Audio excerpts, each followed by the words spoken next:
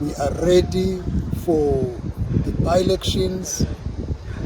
Even when we closed the year on a good note when we won the by-elections in Mfolozi, and we started 2026 on a good note again when we won the by-election 2 weeks ago at Umzumbe.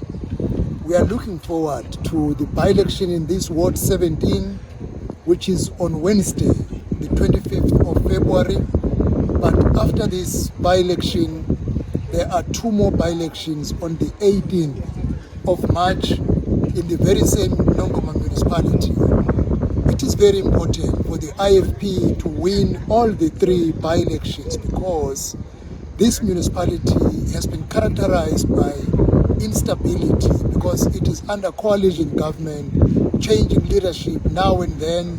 We want to ensure that we have a majority so that we can stabilize this municipality in the remaining period before the end of the council's term. Yes, indeed, going forward, at a government level, if I wear another hat, we are championing the coalition's bill, which is to ensure that in a municipality where there is no majority, the political parties must enter into an agreement that is going to be binding for the term of 5 years. But for now, we are encouraging, as the IFP, the people of Ward 17, people of Ward 7, and people of Ward 20. The 3 by-elections will give IFP a majority. It will stabilize the municipality of Nongoma, and people will have decisions made quickly to ensure that service delivery is not delayed by unnecessary arguments.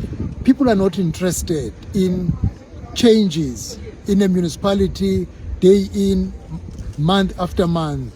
All they are interested in is a stable municipality that is able to deliver their services. And the IFP has been in this municipality for quite a long time.